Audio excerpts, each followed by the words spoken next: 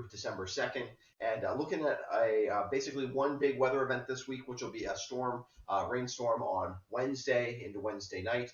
And the big deal with that is some heavy rain, but really the big deal is the potential for some very strong gusty winds, both on the front side of the storm as the storm moves through, and on the back side as we move some colder air in, which will definitely give us a chance for, I think, a few power outages are definitely possible across southern Vermont. We're going to have to watch that kind of closely. Then we'll get a little bit of snow, and snow shower activity on the back side of the system. So let's take a look at what's going on across the country here currently.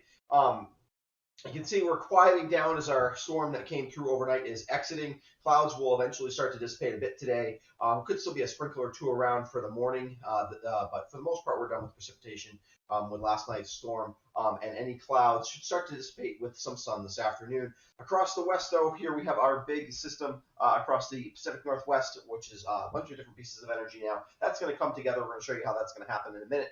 And that is going to come together as a strong storm, which is going to go way to our north, which is why we're going to be warmer on the warm side of the storm. But as the front swings through, both on the front side with some strong southwesterly flow into New England, and then strong west and northwest winds on the back side of the front, is where we have our opportunity for some precipitation to come through, or some damaging winds potentially in terms of bringing down some tree branches, which could cause a few power outages. Here is what's left of our storm, kind of a front moving through. It is going to cool us off today. Could see, as well as those sprinkles in the higher terrain today, you could see those could be a flurry or two, as we do have a few sprinkles still potentially to move through. But otherwise, you can see our weather is way out across the Pacific Northwest. So we're looking for a dry day tomorrow. That's this air mass. Then this makes its way in, and then behind that, we have another couple of dry days to end our week, Thursday and Friday. Let's take a look at how this storm is going to come together. There's a lot of kind of complex stuff going on here. I pop up this map every once in a while. Basically, the colors, the darker colors, show where mid and upper level energy is located in the atmosphere. So this is currently what's going on, and I've circled those. The black circles are currently the pieces of energy in the upper levels. There's basically three of them. We've got this one here.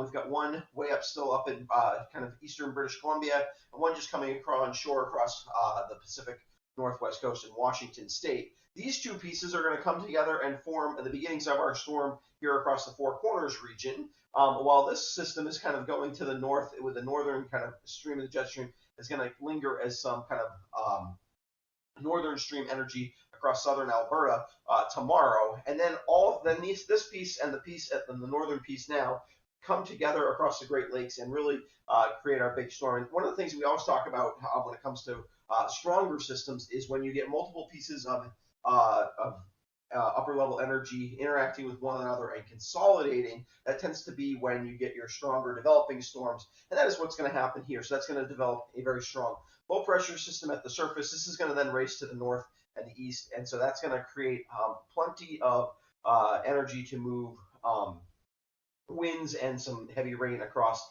the northeastern part of the United States. So if we take a look at that on basically a surface representation of that, here's our front. Our low pressure system Wednesday afternoon is way up north of the Great Lakes. That's why we're on the southwest flow, with this system as we head into the afternoon.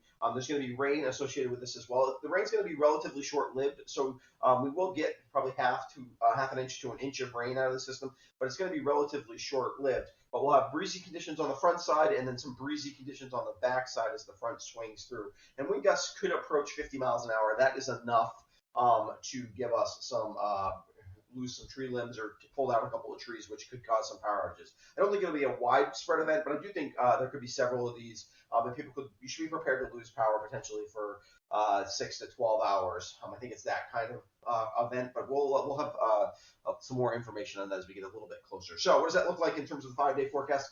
Today, we're in the low 40s basically all day. We're starting off in the low 40s for most of us. We'll stay there. A couple sprinkles early in the morning, and then, like I said, peaks of sun this afternoon. Tuesday, pretty pleasant, upper 30s, which is a little bit above average, but not way above average for this time of year. Basically a full sun day. Wednesday starts off just clouds. Rain looks to hold off till probably noon or a little bit afternoon, and rain will come through probably till early evening. Like I said, it's about a 6 to 8 hour rain event. Wind on the front side, wind also on the back side. We change over to some flurries Wednesday night. We could have some flurries or some snow squalls in the higher elevations on Thursday. Temperatures on Thursday in the low 30s.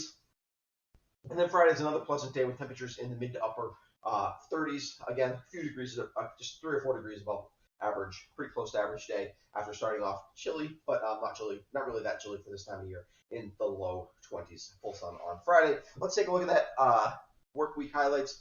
Main weather threat for the week is a strong, warm storm, which moves through Wednesday. The storm Wednesday brings rain and wind. On the backside of the storm, some snow showers and flurries will linger in the higher terrain. Could be a coating on the ground in some of for the ski areas and things like that. Winds could cause some power outages Wednesday afternoon and evening, and pleasant late fall weather Tuesday and Friday. All right, I will be back Wednesday morning. I want to give you an update on this storm, just review exactly how strong the winds are going to be, whether I think power outages is going to be a problem, and try to locate where that might happen if it materializes. So I'll be back on Wednesday morning with an updated look at your forecast. Otherwise, I'll be back Friday with a look at your weekend forecast at the end of the week. All right. I want to give a quick shout out to my patrons. They help support what I do here, and also I want to encourage you, if you haven't subscribed to my YouTube channel before, to do that. It helps make sure that you don't miss any videos. Thanks again. I'll be back on Wednesday morning with an updated look at that storm.